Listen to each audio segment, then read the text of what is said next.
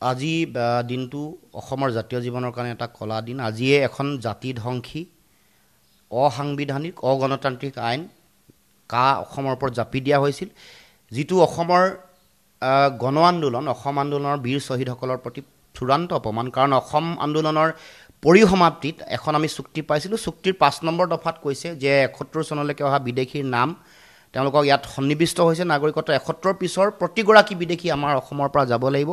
সি মুছলমানেই হওক, হিন্দুৱেই হওক, শিখ, জৈন যিয়েই নহওক, লাগিলে তেওঁলোকৰ নাম চিনাক্তকৰণ কৰি ভোটাৰ তালিকাৰ পৰা নাম কৰ্তন কৰি তেওঁলোকক বহিষ্কাৰ কৰিব লাগিব। এইটো আছিল অসম চুক্তিৰ মূল স্পিৰিট আৰু 5 নম্বৰ দফাটো হ'ল ইয়াৰ আত্মা।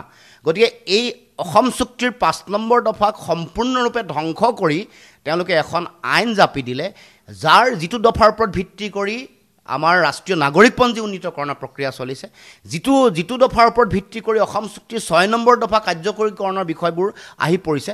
গতিকে এই আইনখন জাপি দি অসমক চাৰিওফালৰ পৰা অন্যায় কৰিব খোজা হৈছে।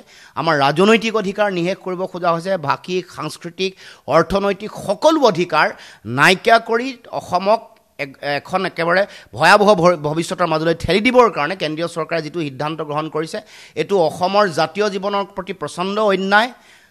আজি 5টা বছৰ সম্পূৰ্ণ হৈছে, 5 গৰাকী শ্বহীদে তেওঁলোকে জীৱন দান কৰিলে, তেওঁলোকে জীৱন উৎসৰ্গা কৰিলে জাতিটোৰ কাৰণে। গতিকে আজি এই দিনটোত পুনৰ কৈছোঁ যে আমাৰ বীৰ শ্বহীদ, অসম আন্দোলনৰ 855 জন শ্বহীদ আৰু 5 গৰাকী কা আন্দোলনৰ শ্বহীদক যদি প্ৰকৃত মৰ্যাদা দিব খোজে, অসমত কা বাতিল কৰি অসমৰ ৰাইজক প্ৰকৃত তেওঁলোকৰ মৰ্যাদা প্ৰদান কৰক আৰু অসমৰ ৰাজনৈতিক বা সামাজিক সাংস্কৃতিক ভৱিষ্যত সুৰক্ষিত কৰক।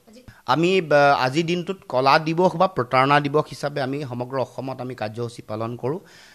ৰাজহুৱা স্থানত কলা পতাকা উৰুৱাই কা বিৰোধী ধ্বনি দি আমি এই প্ৰতিবাদ সাব্যস্ত কৰিম। আজি গুৱাহাটীতো আমি কেন্দ্ৰীয়ভাৱে এই প্ৰতিবাদ সাব্যস্ত কৰিম। আৰু আমি এটা কথা স্পষ্ট কৰি দিব খুজিছোঁ, কা আমি কেতিয়াও মনা নাই, কা কোনো কাৰণতে নামানো আৰু ভৱিষ্যতৰ দিনসমূহতো কাৰ বিৰুদ্ধে আমাৰ অৱস্থান অব্যাহত থাকিব। আৰু আমি কা বাতিল কৰি শ্বহীদসকলক, বীৰ শ্বহীদসকলক তেওঁলোকৰ সন্মান আৰু মৰ্যাদা পুনৰ ঘূৰাই দিবৰ কাৰণে দিল্লীক আমি আহ্বান জনাইছোঁ।